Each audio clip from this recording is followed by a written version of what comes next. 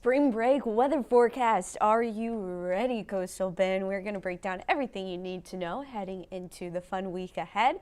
Here are the headlines. Spring break weather. Elevated fire danger is going to be in play, especially Saturday and Sunday as we kick things off. Reminder, under the current burn ban, there are no beach bonfires, and with my understanding and based off of a Facebook update from CCPD, Corpus Christi Police Department, that does include campfire size and bonfire size. So no campfires are to be at the beach under the burn ban, and with fire danger in play, it's just wise not to have an unnecessary fire at this point in time. It will be a really pleasant week ahead, so don't forget about the sunscreen. We're going to see a lot of sunshine.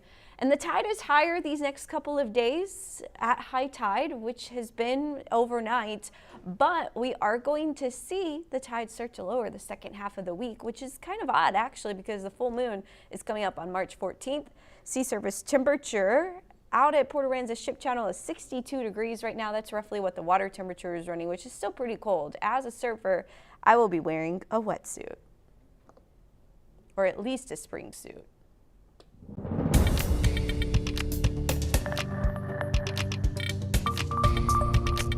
Hey there, Coastal Bend. It's meteorologist Carly Smith, who is ready for spring break. Anyone traveling in, send this update to them, share it on their Facebook page.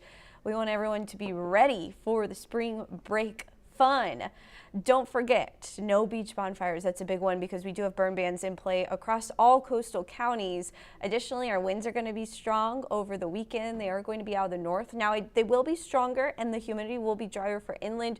We'll break down that forecast in play, but these are all the counties with a current burn ban in play. Our wave forecast, if you're interested in that, we've got 4 to 5 foot waves every 6 seconds today. Wave heights are lowering into Saturday. They go back up Sunday. That's because we've got a cold front coming through. Waves look to fall on Monday and Tuesday. Then we'll see some uptick into Wednesday and Thursday. The wind has to play a big role in that. We see a cold front with a northwest wind Saturday into Sunday. That northwest wind is dry air. That's why our fire danger goes up as well. Monday, Tuesday, Wednesday, we see winds out of the southeast, higher humidity, but there is a brief little front, a brief little wind shift that will be possible Wednesday into Thursday. But overall, a fairly breezy week ahead, but not out of control wind. It does look like Sunday will be our strongest wind day. Taking a look at our satellite radar imagery, we are going to see those temperatures in the 70s and 80s right now. Cloud coverage, but that's going to clear out into the rest of this afternoon. And as that happens, high temperatures are going to heat up. We're talking 90s possible into the brush country, mid to upper 80s in Corpus Christi. Over the next 3 hours, we will see those temperatures rise, 70s along the coastline. Now, overnight, I do anticipate some sea fog because our air is warmer than the sea surface temperature right now.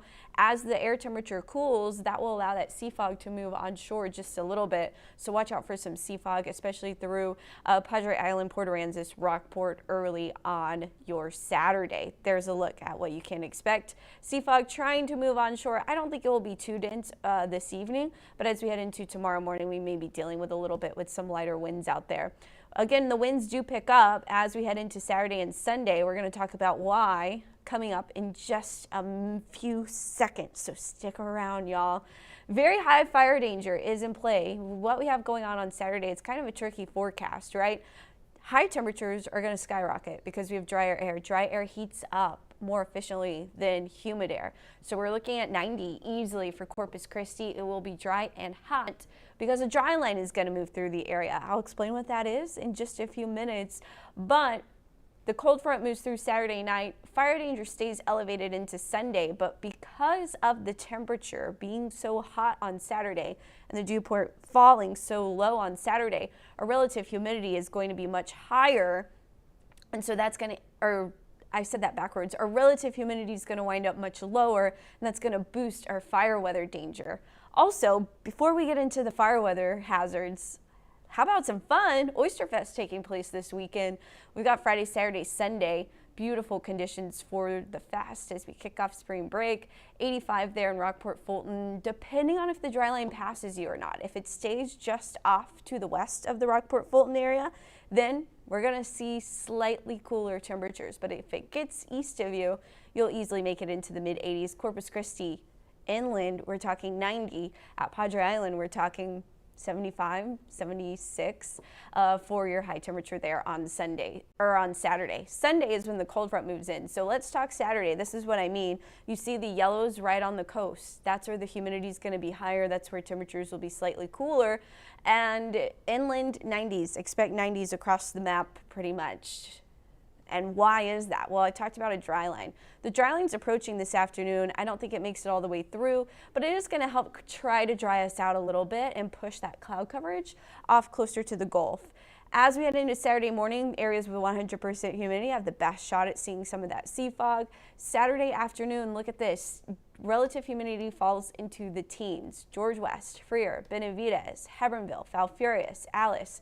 That's going to make your fire danger really elevated. Anytime it's below 20% into the brush country, we are definitely concerned about how quickly those fires will spread and ignite because it's not easy for a fire to really get started.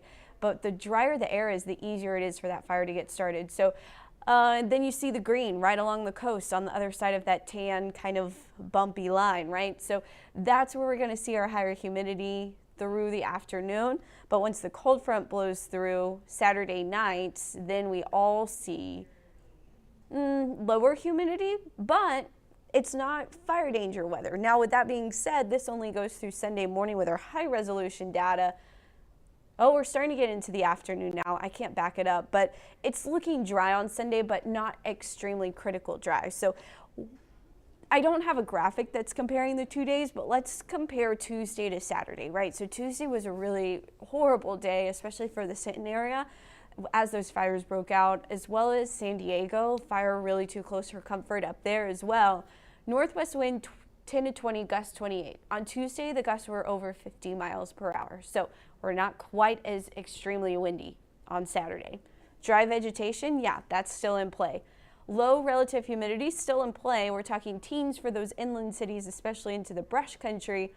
However, on Tuesday, everyone saw relative humidity basically in the single digits except maybe the islands. So we're not quite as dry as Tuesday, and we're not nearly as windy as Tuesday. But with that being said, these are still numbers that have us at a very high fire danger risk. And the fires will still be able to spread pretty easily and quickly. It's just not quite as extreme as we were on Tuesday. So you see here, very high fire danger, especially for our northwestern counties on Saturday, a little bit lower, high to very high on Sunday, as we're not quite as low or on our relative humidity because the temperature will be cooler. So here's what the dry line is doing. It kind of hovers based on the Gulf, moisture coming out of the Gulf, and how strong the dry airflow is coming off the mountains there to our west.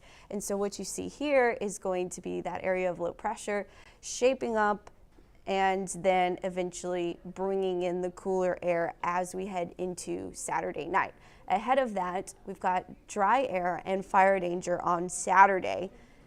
Storms, if anyone's traveling north for spring break, we will have some storms across North Texas and East Texas. The biggest risk of severe weather is more so East Texas into Louisiana, Arkansas, Mississippi. So that's where the thunderstorms will be. We'll miss out on the thunderstorms. We could have a little bit of rain early Saturday morning, but once the front moves in, cooler and drier, still with some fire danger on Sunday. High pressure lowers our wind on Monday as it sets up over Texas. Will be more under the high pressure that will create sinking air. So last time around we had the wind is not quite as strong, so I don't see as much dust blowing in. But if any fires do break out, this high pressure will create sinking air that would push some of that smoke, if any fires develop, down to the surface and could have our air quality a little lower Sunday into Monday. But that's just something to consider. Overall, high pressure really creates beautiful conditions, and we're going to be really lucky this spring break. Besides the kind of threat here or there for some fires to break out, it's going to be beautiful weather. Spring forward, by the way. We're at spring break, not officially the start of spring yet, but we are going to spring our clocks forward this weekend. So your sunrise on Sunday will be at 7:45 a.m. Sunset will be at 7:35 p.m. instead of 6:45, 6:35. So be ready for that time change. You do lose an hour of sleep. Check your smoke alarms, especially since we're heading into a high fire danger period. Anytime the wind's out of the northwest and we get that drier air in play, there's going to be a fire risk. So you want your smoke alarms working, and so just go ahead and change the batteries. Additionally, if you don't change the battery and you wait and you procrastinate, which I've been guilty of, then you wake up in the middle of the night to the little chirps, and that's never fun. So also, just a heads up, if you're typing this out or saying it, there's technically not an S at the end of daylight saving. So anyway, that's all I've got for you. We're going to end this on the 7-day forecast. Look at this. It really doesn't get much better than that. Sunshine all week long. We are going to be pushing 90 degrees again on Wednesday and Thursday. It does look like there could be at least a dry line or some sort of front that tries to come into play at the end of the week. But for now, we're just trending warm and sunny and beautiful. Windiest day, Saturday and Sunday. Winds do start to pick up again. Tuesday and Wednesday, we've got some 20-mile-per-hour sustained winds. Some gusts could be higher, but that's going to do it. Thanks so much for watching. We are ending this live update for now. I'm meteorologist Carly Smith, signing off.